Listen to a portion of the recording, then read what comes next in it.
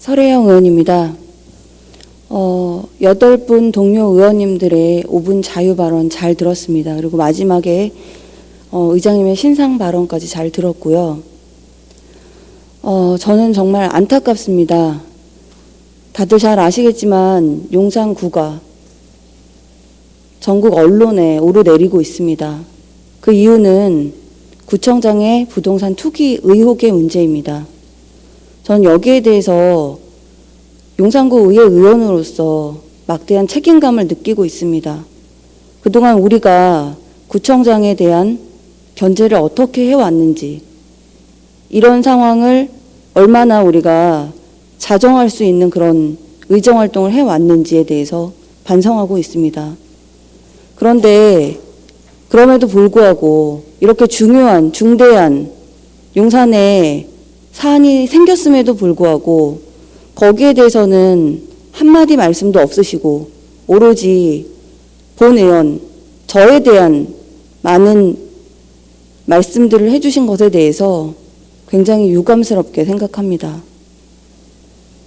김정재 의장님께서 제가 의장님을 비난하고 있다, 지속적으로 비난하고 있다고 하셨고 서류 제출 요구 과정에서 위압을 행사한 적이 없다고 하셨습니다.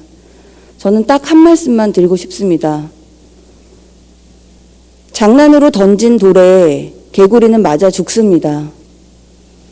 제가 의장님께 요구했던 것은 개구리가 된 제 심정을 앞으로는 그런 일이 벌어지지 않기를 바라는 공개 사과와 재발 방지의 약속이었습니다. 저는 구정질문을 앞두고 11가지 구정질문을 위한 서류 제출 요구를 했습니다.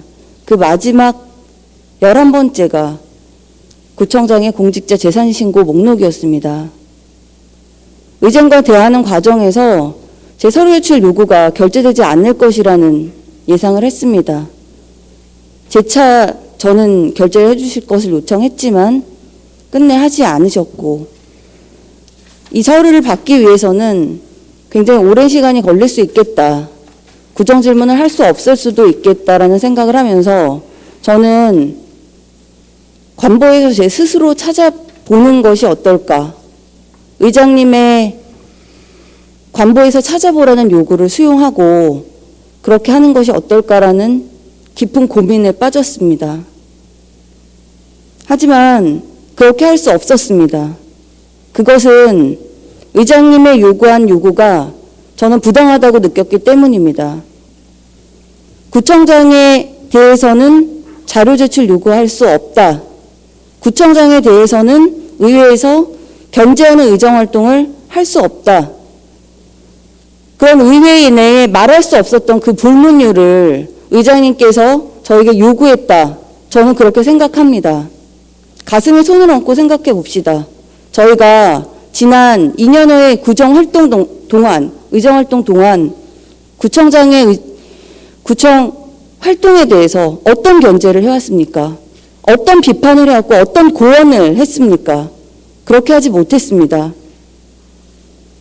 근데 의장님의 그런 요구가 저는 제 의정활동의 가이드라인, 더 이상 앞으로는 구청장에 대한 자료 요구를 할 수 없다는 그 가이드라인을 따르는 것으로 저는 이해할 수밖에 없었습니다.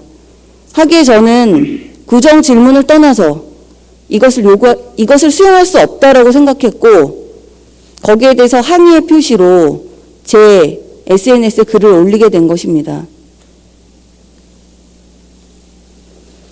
결재가 됐다는 것이 중요한 것이 아닙니다. 앞으로는 더 이상 이러한 부당한 요구가,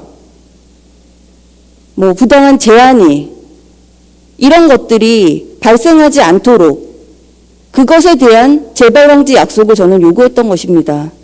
의장님을 비난하거나 의장님을 어디에 코너에 몰거나 그것이 목적이 아니었다는 것을 말씀을 드립니다.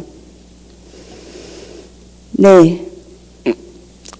서두에 말씀드렸듯이 저희가 헤쳐나가야 할 일들이 많이 있습니다. 국민분들께서 구정에 대한 많은 의혹과 의구심을 갖고 있고, 그것은 말씀드린 것처럼 우리 구청의 수장인 구청장에 대한 부동산 투기 의혹의 문제입니다. 이 문제를 우리가 어떻게 주민들 앞에 소상히 명백하게 밝혀낼 수 있을 것인지에 대해서 우리가 함께 힘을 모아 나가야 된다고 생각합니다. 그러기 위해서 의장께서 저에게 요구했었던, 그리고 저의 결제 서류를 연기하면서 보여주셨던 그 모습에 대해서 분명한 사과와 재발 방지가 만들어져야지만 저희는 구청장에 대한 명확한 책임과 요구를 할 수 있다고 봅니다. 의장님, 저는 천막농성을 접을 수 없습니다. 그렇기 때문에. 네, 이상입니다.